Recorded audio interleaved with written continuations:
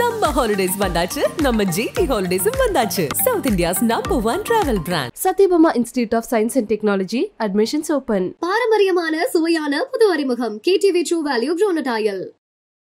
ஆக்சுவலாக யங்ஸ்டர்ஸை ரிலே பண்ண ஆரம்பிச்சிருக்காங்க, கொஞ்சம் ட்ரெண்டுக்கு ரெடியாக ஆரம்பிச்சிருக்காங்க. Shaik Rasheed was very good add on. ஆணி அடிச்ச மாதிரி நின்ன இடத்துலேருந்தே கையை வீசுறாங்க, பேட்டை வீசுறாங்க, பாலுக்கு ஏற்ற மாதிரி நகர்ந்து விளையாடணும். ஸோ இந்த டைப் ஆஃப் கிரிக்கெட் அப்படிதான் விளையாடணும் அப்படின்னு நான் சொன்னா ஷேக் ரஷீத் அதை ப்ரூவ் பண்ணிட்டாங்க. போலிங்ல காம்போஜை மதிக்க ஆரம்பிச்சதுக்கான வேல்யூ நீங்க பாத்தீங்க. எவ்வளவு அழகா அந்த 4 டாட் பால்ஸ் மிச்சில் மேட்சுக்கு போட்டாருங்கிறது நீங்க பாத்தீங்க.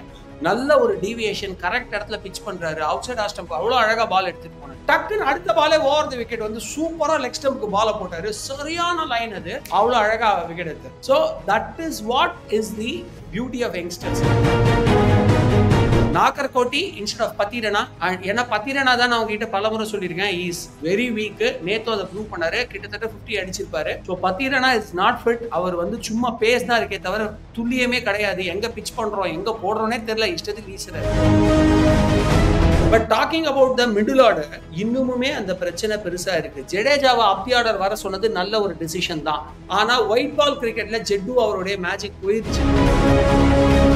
ரிப்பாட்டி நல்ல கேட்ச் பிடிச்சிருக்கலாம், பட் பேட்டிங்ல அவர்கிட்ட ஷார்ட் செலக்ஷனே இல்லை. அதனால அவருக்கு பதிலாக நேற்று மேட்ச்லேயுமே பார்த்தீங்கன்னா சிவம் துபே விளையாடவே ரொம்ப கஷ்டப்பட்டார் சார். தோனி விளையாடலன்னா நேற்று கண்டிப்பாக நம்ம தோத்துருப்போம் அந்த மேட்ச்.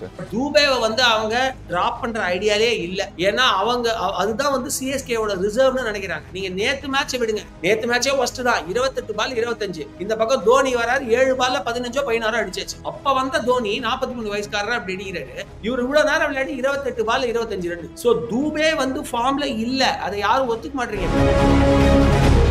சிஎஸ்கே நேற்று வின் பண்ணிட்டாங்க சார். 5 தோல்விக்கு அப்புறம் நேற்று ஒரு வெற்றி வந்திருக்கு நமக்கு. டீம்லேயே நிறைய சேஞ்சஸ் பண்ணியிருந்தாங்க, அதை பற்றி சொல்லுங்கள் சார். ஆக்சுவலாக யங்ஸ்டர்ஸை ரிலே பண்ண ஆரம்பிச்சிருக்காங்க, கொஞ்சம் ட்ரெண்டுக்கு ரெடியாக ஆரம்பிச்சிருக்காங்க. Shaik Rasheed was very good add on. அவர் பாருங்க, நான் சொன்னேன்ல போன இன்டர்வியூல உங்ககிட்ட, நம்ம பேட்ஸ்மேன்ஸோட ப்ராப்ளமே ஆணி அடிச்ச மாதிரி நின்ன இடத்துல இருந்தே கையை வீசுறாங்க, பேட்டை வீசுறாங்க, பாலுக்கு ஏற்ற மாதிரி நகர்ந்து விளையாடணும். கேஎல் ராகுல் முதற்கொண்டு ஆஃப் ஸ்டம்ப் வரைக்கும் நவுந்து வந்து லெக்ல அடிக்கிறாரு. ஸோ இந்த டைப் ஆஃப் கிரிக்கெட் அப்படிதான் விளையாடணும் அப்படின்னு நான் சொன்னா ஷேக் ரஷீத் அதை ப்ரூவ் பண்ணி காமிச்சார். அவருடைய அந்த ட்ரிகரிங் மூமெண்ட்ஸ் பாருங்க, கரெக்டா பால் வரும்போது தன்னை பொசிஷன் பண்ணிக்கிறது வந்து நாட் ஓன்லி ஃபார்வர்ட் மூமெண்ட், தேவைப்பட்டா கொஞ்சம் பேக்வர்ட், அதான் நான் சொல்றது வந்து ஃப்ரண்ட் ஃபுட் பேக் ஃபுட் சொல்ல, பேக்வர்ட் மூமெண்ட் கொஞ்சம் வந்து டுவர்ட்ஸ் லெக் ஸ்டம்ப் பின்னாடி நவறது கூட பண்றாரு. ஸோ அந்த மூமெண்ட் தான் அவருக்கு அந்த 27 ரன் எடுத்து கொடுத்தது. ஃபர்ஸ்ட் மேட்ச்ல எப்பவுமே சிஎஸ்கேக்கு ஒரு ஓப்பனர் வரும்போது கொஞ்சம் சுமாரா விளையாட்டு அடுத்த மேட்ச் தான் நல்லா ப்ரூவ் பண்ணுவாங்க. ஆனா ஃபர்ஸ்ட் மேட்ச்லேயே இவர் ரெக்வயர்ட் 27 ரன்ஸ் எடுத்து கொடுத்தாரு, விச் இஸ் வெரி குட். அடுத்த மேட்ச் கண்டிப்பா 50 போடுவார் நம்புறேன். அண்ட் ஆல்சோ போலிங்ல காம்போஜை மதிக்க ஆரம்பிச்சதுக்கான வேல்யூ நீங்க பாத்தீங்க. எவ்வளவு அழகா அந்த 4 டாட் பால்ஸ் மிச்சில் மேட்சுக்கு போட்டாருங்கிறது நீங்க பாத்தீங்க. நல்ல ஒரு டீவியேஷன், கரெக்ட் இடத்துல பிச் பண்றாரு. அவுட் சைட் ஆஃப் ஸ்டம்ப் அவ்வளவு அழகா பால் எடுத்துட்டு போனாரு. அதை விட முக்கியம், அடுத்த ஓவர் ரன் போயிட்டு இருக்கு, நிக்லஸ் பூரன் செம்மையா அடிக்கிறாருங்கப்போ ஒரு பால், அந்த 3.5 பால் வந்து ரொம்ப தப்பா போட்டாரு, பவுண்டரி போச்சு. 3.54. அதுக்கப்புறமா அவருடைய செகண்ட் ஓவர் ஆக்சுவலா. அதுக்கப்புறமா வந்து பாத்தீங்கன்னா நல்ல உள்ள ஒரு பால், லாஸ்ட் பால் கொண்டாந்தாரு பாத்தீங்களா, டக்குன்னு ஓவர் த விக்கெட் வந்தா 4 போகுதுன்னு புரிஞ்சுக்கிட்டு அந்த இடத்துல வந்து தோனியோட ஒரு கம்யூனிகேஷன், நீங்க இப்ப கூட ஹைலைட்ஸ்ல பாத்தீங்கன்னா கவனிக்கலாம், தோனியோட பார்த்துட்டு அப்படின்னாரு தப்பு அப்படின்ட்டு, டக்குன்னு அடுத்த பாலே ஓவர் த விக்கெட் வந்து சூப்பரா லெக் ஸ்டம்ப்க்கு பால போட்டாரு. சரியான லைன் அது, அவ்வளவு அழகா விக்கெட் எடுத்தாரு. So that is what is the beauty of youngsters. கத்துக்க தயாரா இருப்பாங்க, எக்ஸிக்யூட் பண்ணவும் தயாரா இருப்பாங்க, அவங்க கிட்ட அந்த ஒரு துல்லியம் இருக்கும். அதனால இட்ஸ் அ வண்டர்ஃபுல் கால். பத்திரனாவை மட்டும் கொஞ்சம் தூக்கி விட்டுட்டு அந்த இடத்துலயும் நீங்க வந்து இவரை கொண்டு வந்தீங்கன்னா, அந்த ஒரு ஹைதராபாடி போலர் ஒருத்தர் இருக்கார் நம்ம டீம்ல, அவரை கொண்டு வந்தீங்க அப்படின்னா போலிங் யூனிட் செம ஸ்ட்ராங் ஆயிடும். அப்போ உங்களுக்கு ஒரு ஃபாரினருக்கான ஸ்பாட் கிடைக்கும். You can bring in Conway instead of Tripathi. So அப்போ வந்து சைடு செம்ம ஸ்ட்ராங் ஆகும். நாகர்கோட்டி இன்ஸ்டெட் ஆஃப் பத்திரனா, ஏன்னா பத்திரனா தான் நான் உங்ககிட்ட பலமுறை சொல்லியிருக்கேன், இஸ் வெரி வீக். நேத்து அதை ப்ரூவ் பண்ணாரு, கிட்டத்தட்ட 50 அடிச்சிருப்பாரு. ஆனா ஷெட்யூல் தாக்கூர் அவரோட நல்லா நமக்கா ஆடி கொடுத்ததுனால 51 ரன்ஸ் கொடுத்ததுனால நம்ம ஜெயிச்சோம். So Pathirana is not fit. அவர் வந்து சும்மா பேஸ் தான் இருக்கே தவிர துல்லியமே கிடையாது. எங்க பிச் பண்றோம், எங்க போடுறோன்னே தெரியல, இஷ்டத்துக்கு வீசுறாரு. அதுக்கு மேல நாகர்கோட்டி உள்ள வந்து ஒரு பேட்ஸ்மேனா நம்ம கான்வேவை திரிபாட்டிக்கு பால் எடுத்தோம்னா டீம் செட் ஆயிடும். பவர் பிளேயில் நேற்று நம்ம சூப்பராக விளையாடி இருந்தோம் சார். ஒரு 50-60 ரன் அடிச்சிருந்தோமே. ஆனால் மேட்ச் வந்து லாஸ்ட் வரைக்கும் 20 ஓவர்ஸ் வரைக்கும் கொண்டு போயிருந்தாங்க சார். ஏன்னா நம்ம மிடில் ஆர்டர் சரியில்லை. தோனி வழக்கம் போல் தோனி அவர் தான் வந்து நமக்கு ஜெயிச்சு கொடுத்தாரு. ஏன்னா லெவல் பால்ஸில் வந்து 23 ரன்ஸ் 22 ரன்ஸ் அடிச்சிருந்தாரு நேற்று. பஸ் நீங்கள் வந்து மிடில் ஆர்டரோட ப்ராப்ளம். அதுக்கு தான் நான் டெவின் கான்வே ஒரு சொல்யூஷனாக சொன்னேன். ஏன்னா மிடில் ஆர்டர் நீங்கள் வந்து பார்த்தீங்கன்னா இன்னுமே பத்தடிக்காக தான் இருக்குது. மறுபடியும் சொல்கிறேன், சிஎஸ்கே திருப்பி ஜெயிச்சே நமக்கு சந்தோஷம் தான். ஆனால் நேற்று போலிங் யூனிட்னால ஜெயிச்சாங்க, பிச்சோட ஃபேவர்னால ஜெயிச்சாங்க. ஆப்போனண்ட்ல ஷர்துல் தாக்கூர் நமக்காக ஒரு நல்ல ஓவர் போட்டு கொடுத்தாரு, 19வது ஓவர், அதனால ஜெயிச்சாங்க. ஸோ இந்த வெற்றியை வந்து முழுக்க முழுக்க நம்மளுடைய டேலண்ட்னு கொண்டாடுறதை விட ஒரு 30-40% கிரெடிட் அவங்களுக்கும் கொடுக்கணும். ஏன்னா அவங்க போலிங் வந்து கடைசி ஃபியூ ஓவர்ஸ் ரொம்ப சுமாரா போட்டதுனால. And that run out whatever Dhoni did was exceptional. But talking about the middle order, இன்னுமுமே அந்த பிரச்சனை பெருசா இருக்கு. ஜடேஜாவை அப்பி ஆர்டர் வர சொன்னது நல்ல ஒரு டிசிஷன் தான். When compared to other players அவர் கொஞ்சம் ஸ்டேபிளாவாச்சும் விளையாடுவார். ஆனா ஒயிட் பால் கிரிக்கெட்ல ஜெட்டு அவருடைய மேஜிக் போயிருச்சு. நல்லா பாருங்க, ரீசெண்ட் டேஸ்ல ஒயிட் பால் கிரிக்கெட்ல அவரோட ஃபார்ம் பெருசா இல்லவே இல்லை. T20 வேர்ல்ட் கப் நம்ம ஜெயிச்சப்ப கூட ஒரு 20-25 ரன் கொடுத்தாரு. அந்த ஃபார்மேட்டுக்கு அந்த பொசிஷனுக்கு ஓகே. பட் மேசிவ் ஜடேஜா அப்படிங்கிறது இப்ப இல்ல. ரெட் பால் கிரிக்கெட், டெஸ்ட் கிரிக்கெட்ல அவர் மஸ்ட் செகண்ட் ரவுண்ட்ல. பட் இந்த ஃபார்மேட்டுக்கு அவரோட பேட்டிங் நம்ம ரிலே பண்ணக்கூடாது. போலிங் சூப்பரா போட்டார். மிடில் ஓவர்ஸ்ல அவரை மாதிரி போலர் கிடையாது, அன்ஃபீல்டர் அவரை மாதிரி கிடையாது. So he has to be in the team playing eleven. But batting அவரை ரிலை பண்றதை விட என்ன கேட்டா இந்த பேட்டிங் ஆர்டர்ல ஒரு சின்ன சேஞ்ச் பண்ணலாம். ட்ரிபாட்டியை தயவு செஞ்சு தூக்கிட்டு டெவின் கான்வே உள்ள கொண்டு வாங்க. விஜய் சங்கரையும் முடிஞ்சா தூக்கிட்டு சித்தார்த் ஆண்ட்ரே உள்ள வந்தாருன்னா ஒரு 130 ஸ்ட்ரைக் ரேட்ல ஒரு 30-40 ரன் கொண்டு வந்து விக்கெட் விடுறத ஸ்லோ டவுன் பண்ணுவாரு. இல்ல இப்ப ஆயுஷ் மாத்ரே வந்திருக்காரு, அவர் எங்கேயா யூஸ் பண்றதுனா யூஸ் பண்ணலாம். Yes, done a very good job in Vijay Hazare and also in Ranji trophy. அதனால இப்ப பாயிண்ட் என்ன அப்படின்னா, மெயினா ரஞ்சி ட்ராஃபி விஜய் ஹசாரேயோட ரிவ்யூஸ் இருக்காங்க.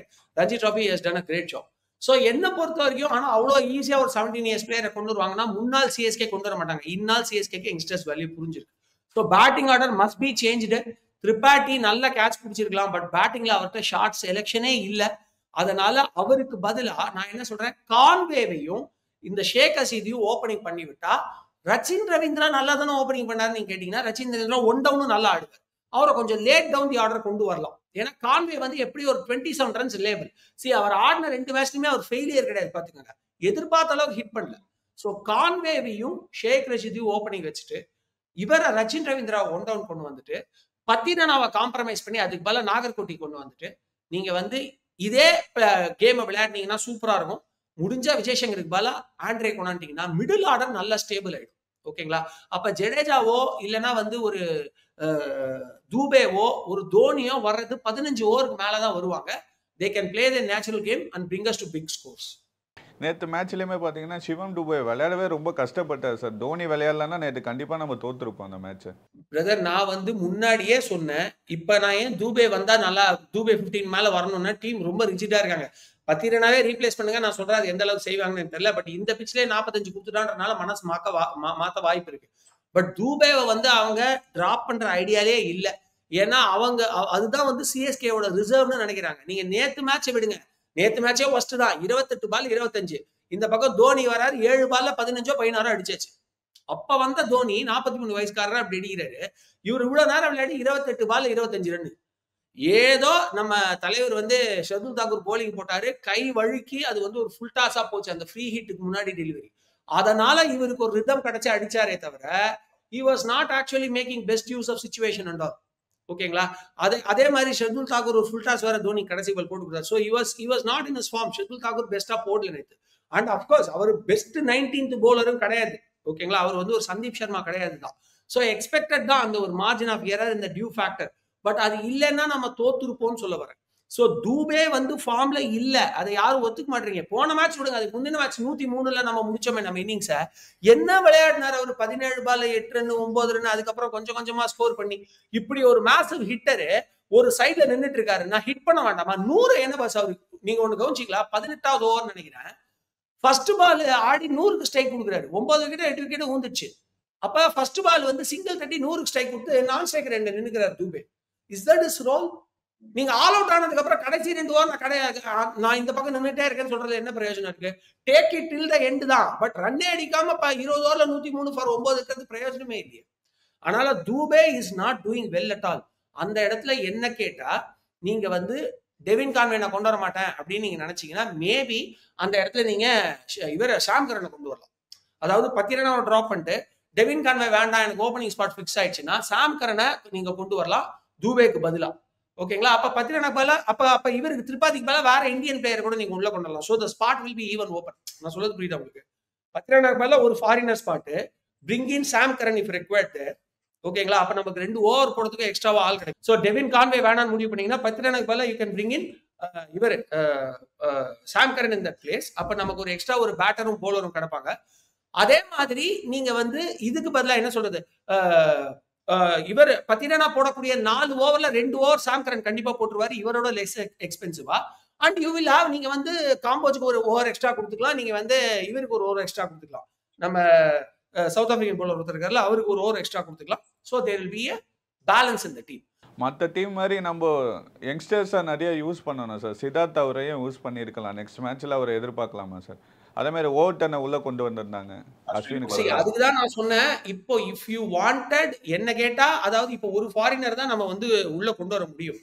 அதனாலதான் நான் சொன்னேன் பத்தினானாக்கு பதிலா நீங்க நாகர்கோட்டை போட்டுட்டு திரிபாதிக்கு பதிலா நீங்க கான்வே எடுத்துட்டு வரலாம்னு நான் சொன்னேன். ஓகேங்களா? சோ நானுமே வி வாண்டட் யங்ஸ்டர்ஸ் இந்த டீம். ஏன்னா டெஃபினட்டா பத்திரானா கூட நாகர்கோட்டை நல்லா போலிங் போடுவாரு. அந்த வேல்யூ இப்போ சிஎஸ்கே புரிய ஆரம்பிச்சிருக்கு. அநேகமா அந்த சேஞ்சை நான் நெக்ஸ்ட் மேட்ச் எதிர்பார்க்கிறேன். சார் இப்போ நம்ம 5 மேட்ச் லூஸ் பண்ணியிருக்கோம், 2 மேட்ச் தான் வின் பண்ணியிருக்கோம் இல்லையா சார்? நமக்கு பிளே ஆஃப் போற வாய்ப்பு இருக்குமா? இல்ல மேத்தமெட்டிக்கலி டெஃபினெட்லி பாசிபிள். உங்களுக்கு போன சீசன்ல if I am right I have to revisit, போன சீசன்ல இதே சிச்சுவேஷன்ல தான் ஆர்சிபி இருந்தாங்க. But they bounce back from nowhere. திடீர்னு சூப்பரா விளையாடி ஒரு குரூஷியல் மேட்ச்ல வின் பண்ணி பிளே ஆஃப்கே வந்தாங்க. So anything is possible. 2012ஓட நான் இதை 2010ஓட நான் இதை கம்பேர் பண்ண விரும்பல. ஏன்னா அப்ப இருந்த 10-12 இருந்த டீம்லாம் பயங்கரமா இருந்துச்சு சிஎஸ்கே. ஆனா இப்ப இருக்கிற டீமோட மிடில் ஆர்டர் ஒரு பெரிய கன்சர்னா இருக்கு. ஸோ என்னை பொறுத்த வரைக்கும் நீங்க இந்த சீசன்ல செம கம்பேக் கொடுக்க முடியாதானா முடியும். Again you will have to relay on youngsters. ஏன்னா பேட்டிங்ல பெரிய பிரச்சனை தூபேக்கு மட்டும் கிடையாது. நான் தூபேவை கழுவி ஊத்துறது ஒரு பக்கம் இருக்கட்டும், நான் அதுல இருந்து பின்வாங்க போறது இல்லை. நாளைக்கு அவர் 50 அடிச்சாலும் நான் பின்வாங்க போறது இல்லை.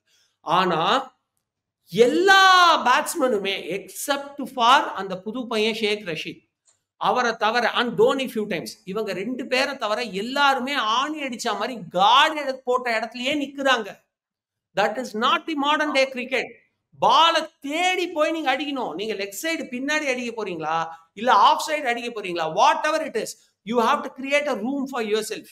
முன்னாடி எல்லாம் பாத்தீங்கன்னா பின்னாடி நவுந்து வந்து ரூம் கிரியேட் பண்ணுவாங்க. இப்ப நீங்க முன்னாடி நவுந்து கிரியேட் பண்ண வேண்டியதா இருக்கு. ஏன்னா எல்லாம் அவுட் சைட் ஆஸ்டம் போடுறாங்க. நீங்க நேற்று பாருங்க, ரொம்ப கிளீனா தெரிஞ்சு போச்சு. ஷர்துல் தாக்கூர் அவுட் சைட் ஆஸ்டம் தான் போட போறாரு. ஃபீல்டு அதுக்கு தான் செட் பண்ணிருக்காங்க. அதுவும் கலீல் அஹமத் சூப்பரா போலிங் போட்டாலும் எனக்கு ஒரு குறை இருக்கு. ஃபீல்டெல்லாம் ஆஃப் சைட்ல செக் பண்ணிட்டு லெஃப்ட் சைட்ல ஒரு பால் போட்டு கொடுத்தாரு நம்ம மிச்சில் மார்ச்சுக்கு. But again he corrected that mistake.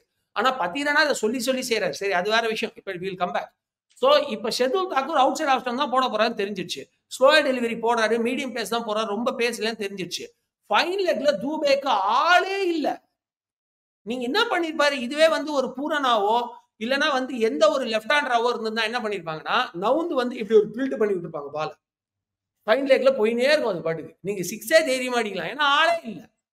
ஆனா என்ன பண்ணாரு இவரு, அப்படியே leg stump card, middle stump கூட கிடையாது, இவர் ஹைட்டா இருக்காராம், லெக் ஸ்டம்போ இல்ல மிடில் ஸ்டம்போ கார்டு எடுத்துட்டு அப்படியே பேட்டை வீசினே இருக்காரு. Not that kind of cricket we are playing. So அந்த மிடில் ஆர்டர் பிரச்சனையை மட்டும் இல்லாம அந்த பேட்டிங் ஸ்டைல் ட்ரிகரிங் மொமெண்ட் கொண்டு வரணும். அந்த ட்ரிகரிங் மூவ்மெண்ட் எப்படி கொண்டு வரணும் அப்படின்னா, பாலோட டைரக்ஷனுக்கு ஏத்த மாதிரி நீங்க கொஞ்சம் மூவ் பண்ணும். வைடு பால நீங்க குட் பாலா மாத்திக்கோங்க, பரவாயில்ல, அதனால ஒரு 2 ரன் கிடைக்கும். புரியுதா உங்களுக்கு? ஏன்னா எல்லா பாலும் வைடு போட போறது இல்ல, கரெக்டா அந்த வைடுக்கான லைன்ல பிச் பண்றாங்க. நீங்க கொஞ்சம் நவுந்து அந்த பால பர்ஃபெக்டான ஒரு பேஸ்ல ஹிட் பண்ண முடிஞ்சா you get a boundary there. So இந்த ஒரு மைண்ட் செட் சேஞ்ச் பேட்டருக்கு கோச் சொல்லி கொடுத்தாகணும். அப்படி சொல்லி கொடுத்து நாம பிக் ஸ்கோர்ஸ் பண்ணா நமக்கான சான்சஸ் பிரைட்டா இருக்கு. இல்லைன்னா அடுத்த சீசனுக்கு இப்பவே நம்ம யங்ஸ்டர்ஸை ரெடி பண்ற வேலையை நம்ம பார்க்கணும். ஏன்னா ஆமாம் சார், நேற்று ரொம்ப நாள் கழிச்சு தோனி அவர்கள் மேன் ஆஃப் த மேட்ச் வாங்கியிருந்தாரு. எனக்கு எதுக்கு மேன் ஆஃப் த மேட்ச்ன்ற மாதிரியெல்லாம் சொல்லியிருந்தார். 100 அகமர் கொடுத்துருக்கலாம், சூப்பராக பவுலிங் போட்டார், பவர் பிளேல எல்லாரும் நல்லா பவுலிங் போட்டாங்கலாம் சொல்லியிருந்தார். பஸ் இதுதான் பாஸ் அவருடைய லீடர்ஷிப் குவாலிட்டியும் காட்டுது, அந்த ஜென் மைண்ட் செட்டையும் காட்டுது. புரியுதா உங்களுக்கு? நம்ம வந்து தோனி ஒவ்வொரு தடவை லூஸ் பண்ணும்போது, ஐ மீன் சிஎஸ்கே ஒரு தடவை லூஸ் பண்ணும்போதும் தோனி கிரெடிட் கொடுக்குறோம், சிஎஸ்கே ஜெயிக்கும் போதும் அவருக்கு தான் கிரெடிட் கொடுக்குறோம். பட் அதுவும் தப்பு, 2மே தப்புன்னு வச்சுக்கோங்களேன். ஆனா அவர் பாத்தீங்கன்னா ஒரு ஜென் மைண்ட் செட்ல தான் இருக்காரு. இன்ஃபேக்ட் அவர் டீம் பிக்ல பெரிய அளவுக்கு கான்ட்ரிபியூட் பண்ணலங்கிறது தான் வருத்தத்துக்குரிய விஷயம். ஏன்னா அவர் எப்படின்னா, இந்த பாருப்பா, நான் வந்து நீங்க வந்து ஒரு franchise you wanted to earn money by my name. நான் வந்து உங்களோட இவ்வளவு நாள் இருந்திருக்கேன், நீங்களே என்கிட்ட லாயலா இருந்திருக்கீங்க, so I am playing for you அப்படின்ற மாதிரி தான் விளையாடுறதே தவிர அவர் இதுக்கப்புறம் ஒரு ப்ரைடுக்காகவோ இதுக்கப்புறம் வெறும் மணிக்காகவோ, money of course is getting lot of money, but அதுக்காகவோ அவர் விளையாடுறாருங்கிறது பாயிண்ட் கிடையாது. அதனால தான் அந்த மேன் ஆஃப் த மேட்ச் கூட அவர் வந்து ஒரு லீடர்ஷிப் குவாலிட்டியோட சொன்னாரு, it shouldn't have come to me. In fact எனக்குமே அந்த ஒரு தாட் இருந்துச்சு, பிகாஸ் காம்போஜி கொடுத்துருக்கலாம். He bowled extremely well, 2 crucial wickets. பூரனோட விக்கெட்லாம் சாதாரண கிடையாது. ஸோ பூரனோட விக்கெட்டை எடுத்தாரு, it was very very crucial in that moment. And அவருடைய அந்த போலிங் ஸ்டைலு, அந்த ஒரு ப்ரிசிஷன், அந்த கரெக்டாக பிச் பண்ணி பாலை டீவியேட் பண்றதெல்லாம் ரொம்ப நல்லா இருக்கு. அதனால அவருக்கு நீங்க கொடுத்துருக்கலாம். ஜடேஜா கொடுத்துருக்கலாம், 2 விக்கெட் அழகா க்ரூஷியலான விக்கெட் எடுத்தாரு. பட் மேபி உங்க தோனி ஏன் கன்சிடர் பண்ணாங்கன்னா, அந்த ரன் அவுட் வாஸ் மெஸ்மரைசிங். எல்லாருமே அந்த ரன் அவுட் வந்து லக்குலாம் சொன்னாங்க. லக்குலாம் கிடையாது. இப்பதான் நான் கூட வேற ஒரு இதுல சொல்லியிருந்தேன். அது வந்து அவருடைய எக்ஸ்பீரியன்ஸ்னால வந்த அந்த ஒரு துல்லியம். இப்போ அதான் நான் நிறைய இடத்துல சொல்லியிருக்கேன். ஒரு ரொம்ப நாளா நல்ல வெஹிக்கிளை வந்து ப்ராப்பரா இண்டிகேட்டர் எல்லாம் போட்டு ஓட்டுற ஆள் நான் சொல்றேன். சும்மா இப்படி போன் பேசிட்டு ஓட்டுற ஆள் இல்ல. நீங்க ப்ராப்பரா 2 வீலர் ஓட்டுற ஆளாலையோ இல்ல ஒரு கார் ஓட்டுற ஆளாலையோ ரொம்ப கேஷுவலா ஈஸியான ஓவர்டேக்ஸ் எல்லாம் பண்ண முடியும், சேஃபா. கரெக்டா? அதே மாதிரிதான் நீங்க இந்த என்ன சொல்றது, இந்த டீ யாத்திரை பசங்க, அந்த இப்பதான் இந்த எக்ஸாம்பிள் சொல்லி முடிச்சது. இந்த டீ யாத்திரை பசங்க எல்லாம் வந்து பாத்தீங்கன்னா இப்படி கிராஸ் எல்லாம் கொண்டு போவாங்க. அவங்க என்ன இந்த பிசிக்ஸ் மைண்ட் செட்டா வச்சு போறாங்க? இல்ல, it's a practice. He knows that till when it has to go.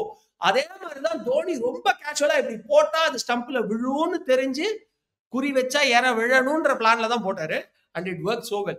So இந்த மாதிரியான அந்த ஒரு டெடிகேஷனுக்காக தான். அண்ட் காம்போஜோட அந்த விக்கெட்லயும் பாருங்க, அரௌண்ட் விக்கெட் வந்தியா போட்டியா, அதை வந்து அந்த பாடி லாங்குவேஜ்ல கன்வே பண்ணார். போட்டியா, என்ன ரைஸ் பண்ணட்டுமா அப்படின்னு கேட்டாரு. அவன் எஸ் ரைஸ் பண்ணாரு. ஸோ இதெல்லாம் தான் கேப்டன்சி எபிலிட்டிஸ். ஸோ மேபி இதுக்காக தான் கொடுத்துருக்காங்கன்னு நினைக்கிறேன். பட் ஆக்சுவலி டிசர்விங் வந்து காம்போஜோ இல்லைன்னா ஜடேஜாக்கோ போயிருக்கலாம். They did very well in the bowling side, but it's okay. Like it is kind of a motivation for fans. ரொம்ப நன்றி சார்.